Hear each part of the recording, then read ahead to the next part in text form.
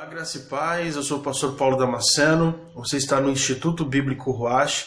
Eu fui convidado pelo pastor Zaqueu de Souza Júnior para responder perguntas a respeito das bodas do Cordeiro, do corpo glorificado e do que vai acontecer com a igreja após o arrebatamento.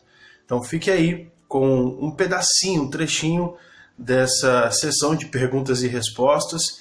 Se você ainda não é inscrito aqui no canal, não deixa de se inscrever aqui no botão vermelho, ativar o sininho para receber as notificações todas as vezes que nós postarmos um vídeo novo. E se ao final desse vídeo você de fato ter gostado, não deixa de deixar o seu like e compartilhar para que outras pessoas possam ter esse conhecimento. Fique aí então com um trechinho dessa palestra de perguntas e respostas na igreja do meu amigo pastor Zaqueu. Forte abraço. Nessa conversa conosco, hoje nós vamos estar aí dando continuidade ao ensino de domingo passado, de sexta-feira passada, melhor dizendo. Nós terminamos falando um pouquinho do arrebatamento e hoje nós vamos falar, né? A igreja foi arrebatada, né? E agora? O que acontece? Ou o que acontecerá? Então eu quero que você estenda a sua mão em direção à vida do pastor Paulo. Mais uma vez, diga comigo, pastor Paulo, Deus te abençoe. Seja bem-vindo. Amém, pastor Paulo. Deus te abençoe, querido. Eu quero aqui só para a gente introduzir, né, o nosso assunto dessa noite. Os irmãos, vai ter aqueles 10 minutinhos finais, tá bom? Para que você possa estar aí fazendo a sua pergunta, tirar a sua dúvida. Nós não estamos aqui para debate, nós estamos aqui para ensino da palavra de Deus, tá bom? E aí os irmãos que estão também nos acompanhando na sua live, pode enviar sua pergunta pelo grupo do WhatsApp ou também pela própria live. Pastor, aqui em 1 Coríntios, capítulo 15, versículo 42 e 55, é um texto que fala, né, a respeito do novo corpo. E Paulo diz assim: assim será com a ressurreição dos mortos. O corpo que é semeado perecível e ressuscita imperecível, é semeado em desonra e ressuscita em glória. É semeado em fraqueza e ressuscita em poder. É semeado em corpo natural e ressuscita em corpo espiritual. Se há corpo natural, há também corpo espiritual. Assim está escrito: o primeiro homem, Adão, tornou-se um ser vivente. O último Adão, espírito vivificante. Não foi o espiritual que veio antes, mas o natural. Depois dele, o espiritual. O primeiro homem era do pó da terra, o segundo homem dos céus. Os que são da terra são semelhantes ao homem terreno, os que são do céu ao homem celestial. Assim como tivemos a imagem do homem terreno, teremos também a imagem do homem celestial. Irmãos, eu lhes declaro que carne e sangue não podem herdar o reino de Deus, nem o que é perecível pode herdar o imperecível. Eis que eu lhes digo um mistério: nem todos dormiremos, mas todos seremos transformados. No momento, num abrir e fechar de olhos, ao som da última trombeta. Pois a trombeta soará, os mortos ressuscitarão incorruptíveis, e nós seremos transformados. Pois é necessário que aquilo que é corruptível se revista de incorruptibilidade. Quando, porém, o que é corruptível se revestir de incorruptibilidade, o que é mortal de imortalidade, então se cumprirá a palavra que está escrita: a morte foi destruída pela vitória. Onde está a morte, a sua vitória? E onde está a morte, o seu aguilhão? Amém, queridos? Nós tivemos aqui, né, pastor Paulo, a semana passada, falando, né, a respeito do arrebatamento da igreja. E hoje nós estaremos aqui, então, conversando um pouquinho com os irmãos a respeito do que virá acontecer. Nós, pela nossa cronologia e entendimento da palavra de Deus, nós teremos dois eventos simultâneos, né? Um evento no céu e um evento na terra. Então, pastor Paulo, aqui a gente fica aquelas questões, né? Os próprios discípulos discutiram com Jesus como é que ia ser depois da ressurreição. Jogaram uma charada para ele lá, um homem casou com, né? Uma mulher casou com 7 homens, não teve filho, passou na mão de todo mundo lá na ressurreição. Como é que vai ser? Ela vai ser esposa de quem? E aquelas coisas todas, né? Então, pastor, dá a oportunidade para o senhor poder falar um pouquinho, né, do que a gente entende, que a Bíblia nos ensina, de como será a nossa vida lá no céu. Nós vamos ficar mais bonito, vai ficar melhor. Como é que vai ser lá? A paz do Senhor, amados, amém? Pastor Zaqueu, mais uma vez, obrigado, amém, por nos fazer esse convite, para nós estarmos aqui. Deus abençoe a sua vida também, que está nos acompanhando por essa transmissão. Que o Senhor possa te abençoar onde você estiver nesse momento. Bom, é algo muito importante falar sobre o pós-arrebatamento, sobre o que vai acontecer com a igreja após a volta de Cristo. E quando o senhor estava lendo aqui, pastor, o texto de 1 Coríntios 15, me veio só uma lembrança, não é o que eu tinha preparado, mas o apóstolo Paulo fala que o arrebatamento ele vai acontecer num abrir e fechar de olhos.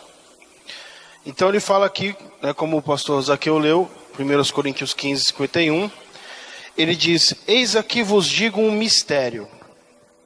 Olha o que ele está dizendo. Eis aqui eu vos digo um mistério. Que mistério é esse? Na verdade, nem todos dormiremos. Ele está dizendo, nem todos vamos morrer, mas todos seremos transformados. Nem todos vamos dormir em Cristo, mas todos nós seremos transformados num corpo glorificado. Aí ele fala assim, num momento, o momento ele é a menor fração de segundo que existe. Aliás, ele é a menor fração de tempo que existe. Existem, para a gente não estender muito, horas, minutos, segundos, milésimos de segundo, centésimos de segundo e momento. Ele fala num momento, num abrir e fechar de olhos. Essa expressão aqui, abrir e fechar, é o piscar. Num piscar de olhos. Ele fala ante a última trombeta. Ante a última trombeta. E Paulo está fazendo aqui uma alusão, quando ele fala a última trombeta, ele está fazendo uma alusão às trombetas que eram tocadas em Israel. Números capítulo 10, foi esse o pensamento que me veio, a lembrança que me veio. Em Números capítulo 10, quando Deus fala para Israel, para Moisés, fabricar 2 trombetas. Ele fala assim, faze 2 trombetas de prata, Números 10 e 2. De obra batida as farás, e te serão para convocação da congregação e para a partida dos arraiais. Então haviam 2 trombetas em Israel. O Israel ficava acampado, onde eles chegavam. Os irmãos aqui leram Deuteronômio 1, onde justamente Moisés vai contar sobre essa peregrinação no deserto. E eles tinham 2 trombetas. A primeira trombeta era para convocação, era para juntar. Quando retinia a primeira trombeta, Israel sabia que era a hora de partir. Então eles se congregavam, se arrumavam a sua tenda, arrumavam as suas coisas. E na segunda trombeta era a hora de partir. Então Paulo está fazendo uma alusão ante ao som da última trombeta.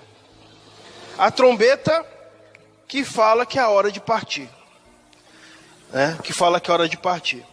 Então ele fala sobre todos nós seremos transformados. E aí, pastor, é muito importante a gente entender, eu não sei se foi aqui que a gente falou semana passada, ou se foi na live, a gente tem as últimas semanas falado bastante sobre esse assunto, mas é muito importante nós entendermos, quando Paulo vai falar sobre o corpo glorificado, ele dá uma instrução para a gente. Vamos voltar aqui em 1 Coríntios capítulo 15, no versículo capítulo 15, versículo 20. Mas agora, Cristo ressuscitou dos mortos e foi feito a primícia, ou as primícias dos que dormem. Cristo ressuscitou dos mortos. O apóstolo Paulo está ensinando aqui sobre a ressurreição, sobre esse corpo glorificado que nós vamos ter no arrebatamento ou na ressurreição. Se nós estivermos mortos, quando Cristo voltar, seremos ressuscitados. Se estivermos vivos, seremos arrebatados. Então ele está falando aqui, Cristo ressuscitou dos mortos e foi feito as primícias dos que dormem. Por que ele é chamado de as primícias? Uma vez perguntaram assim para mim, pastor, por que Jesus ele é chamado de a primícia, ou seja, o primeiro dos que dormem, se antes de Jesus tiveram outros personagens na Bíblia que também ressuscitaram? Lázaro ressuscitou, a filha de Jairo também ressuscitou, o filho da sunamita também ressuscitou. E por que Paulo chama Jesus de o primeiro dos que dormem? E aí eu expliquei o seguinte, é porque todos os outros que ressuscitaram antes de Jesus, eles voltaram a morrer de novo. Eles ressuscitaram, voltaram à vida, mas eles tornaram a morrer de novo depois. Mas Cristo é o primeiro que ressuscitou num corpo glorificado. Ele ressuscitou, Jesus ressuscitou num corpo transformado. Por isso que ele é o primeiro dos que dormem. Ele inaugurou o novo corpo. Ele inaugurou o novo corpo. E aí ele fala aqui, versículo 21. Pois assim como a morte veio por um homem, assim também a ressurreição dos mortos veio por um homem. Porque assim como todos morrem em Adão, assim também todos seremos vivificados em Cristo. Mas cada um por sua ordem. Cristo, as primícias, depois os que são de Cristo, na sua vinda. Então a chave aqui para a gente entender, pastor Zaqueu, como que vai ser esse corpo transformado lá na glória, é nós olharmos para Jesus quando ele ressuscitou. Então quando nós olhamos para Jesus após a ressurreição, nós podemos entender claramente como vai ser esse corpo que nós vamos ter nas bodas do Cordeiro, no céu. Quer ver uma coisa? Primeiro detalhe desse corpo. Os discípulos estavam com as portas e janelas trancadas, com medo dos soldados romanos.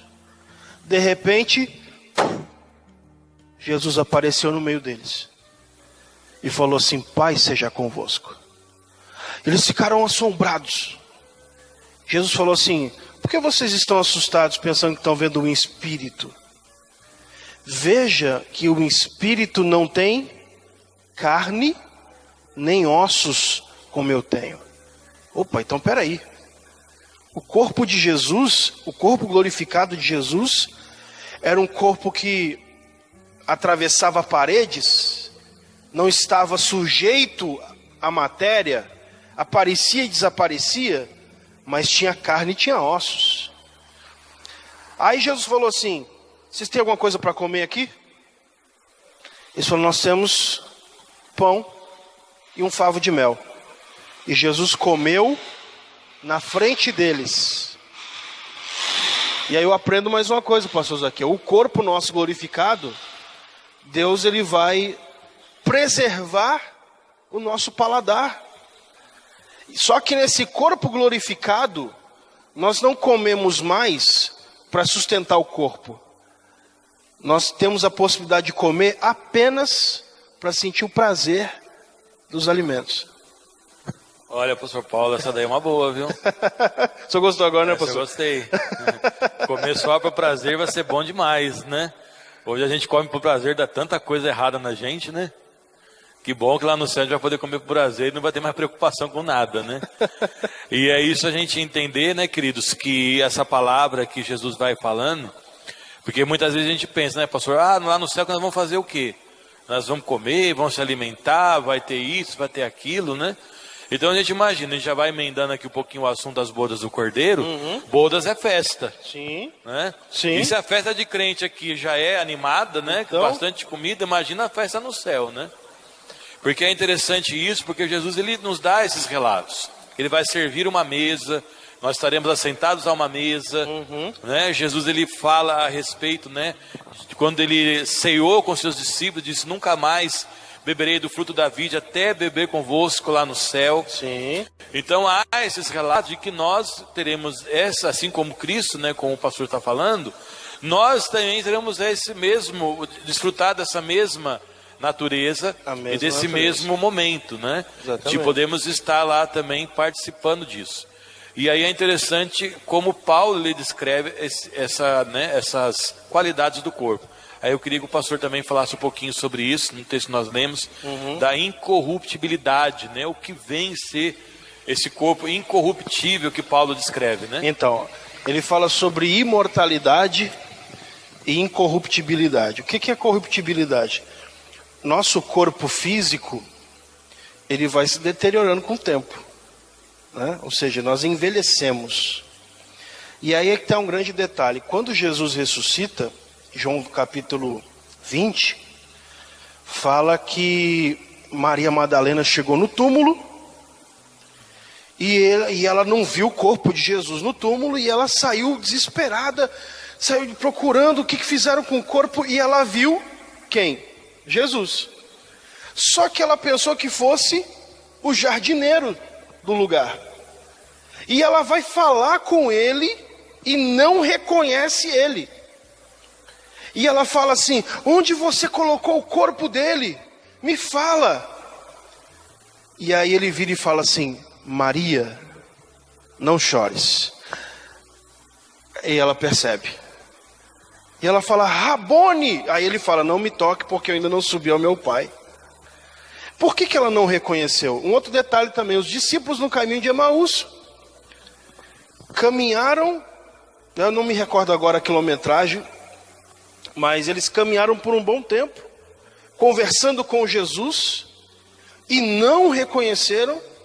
Só quando ele entrou na casa, que Jesus pegou o pão e que ele deu graças, eles falaram: é ele! Aí Jesus sumiu na frente deles. Porque Jesus estava com um aspecto rejuvenescido. Não era mais aquele Cristo que foi falado por Isaías, que não tinha formosura, nem aparência, era desprezado, mas o seu corpo glorificado, né, tinha a mesma imagem, porém num corpo rejuvenescido. Por isso que Paulo fala a incorruptibilidade. Ou seja, todos nós nesse corpo glorificado teremos um corpo rejuvenescido. A gente poderia também, pastor Paulo, afirmar, porque aqui Paulo ele faz a comparação entre Adão e Cristo. Um Adão, um corpo terreno, e Cristo, um corpo glorificado. Corpo glorificado. Que Jesus também nessa forma, né, de se rejuvenescer, ele também estaria restaurando, vamos dizer assim, o estado original do homem. Exatamente. Né? Porque o homem, quando foi criado lá no jardim, ele era um varão perfeito. A plenitude, né? Ele foi criado na sua plenitude. Né? Questão de força física, de beleza, sim. Né? De poder. Tanto é que ele tinha a condição de andar com Deus. Né? Então, Paulo ele também faz essa comparação. E a gente poderia entender assim também que Jesus ele está voltando, trazendo o homem, ou trará o homem de volta ao seu estado original, que é o estado de varão perfeito. Com certeza, com certeza. Quando Adão e Eva pecam, né, eles perdem aquele estado original. Ou seja, o pecado entra e agora eles automaticamente ficam sujeitos à morte. A morte no seu sentido pleno, físico espiritual e eterno. Físico, espiritual e eterno. Um outro detalhe, né, que Jesus, olhando lá para o corpo de Jesus, além dele se teletransportar, né, ele se passava de um lado para o outro, sumia, aparecia de novo. Além de Jesus comer, né, além de Jesus estar num corpo rejuvenescido, o grande detalhe é que não é que Jesus era um espírito, né? Não é que Jesus era um fantasma. Ele fala para Tomé, né? Toca na marca, porque Tomé não acreditou, ele faltou no culto.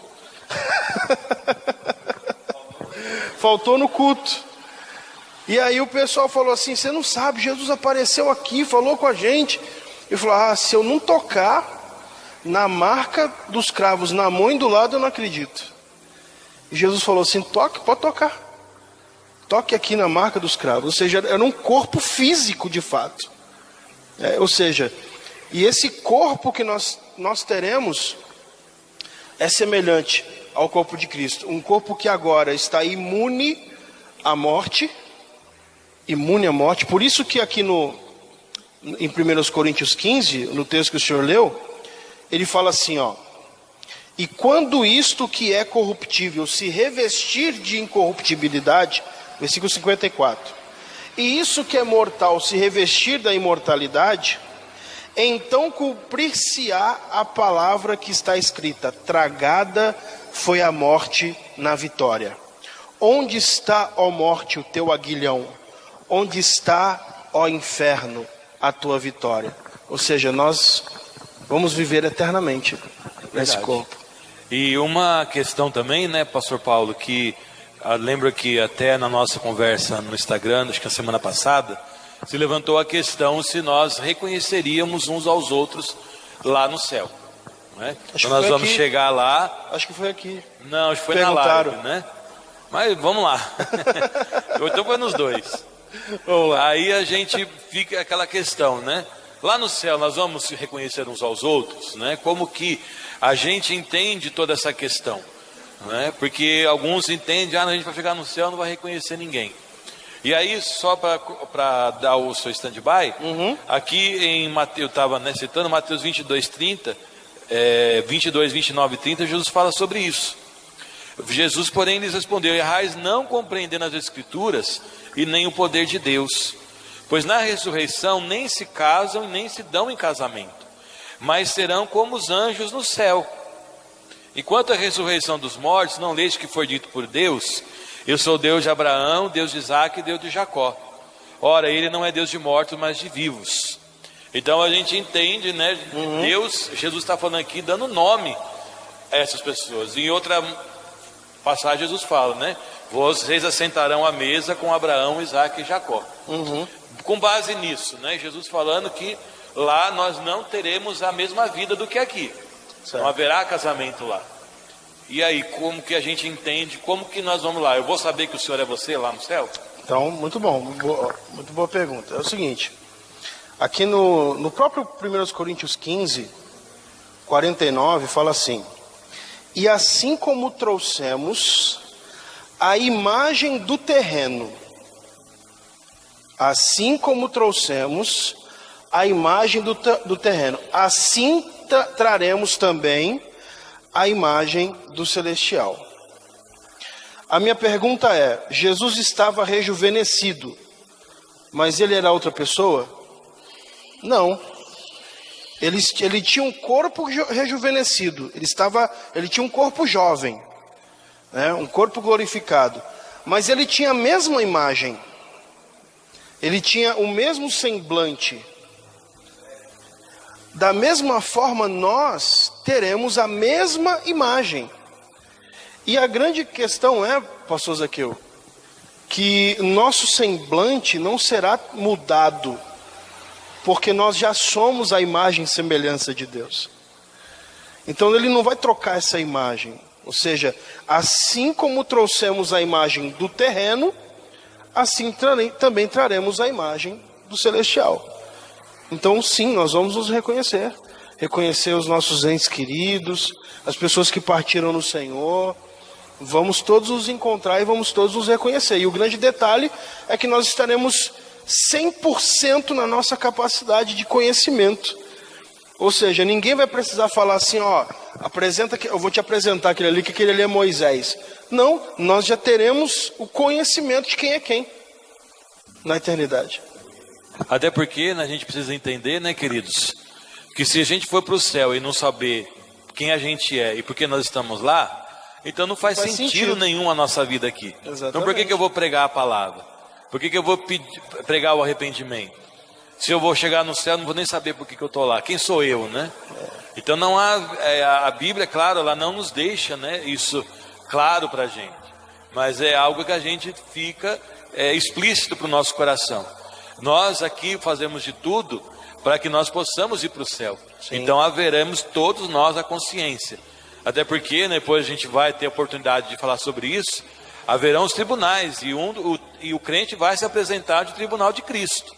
Sim. Mesmo lá no céu a gente vai lá, Jesus vai chamar a gente na salinha lá e vai conversar com a gente, né? Algumas coisinhas lá, né? Acertar alguns detalhes, né? Então nós teremos plena consciência de tudo. E até quem vai ser condenado vai ter plena consciência disso. Sim. Mas eu estou fazendo o que aqui no inferno? Ah, não sei. Não, vai ter consciência. Haverá uma condenação, haverá uma explicação. E né? quando Paulo vai terminar esse capítulo, né? Ele vai terminar esse assunto sobre a ressurreição, sobre a vinda de Cristo, ele termina falando assim: mas graças a Deus que nos dá a vitória. Ou seja, esse sentimento que nós vamos ter quando chegamos lá é esse sentimento de vitória. Nossa, conseguimos.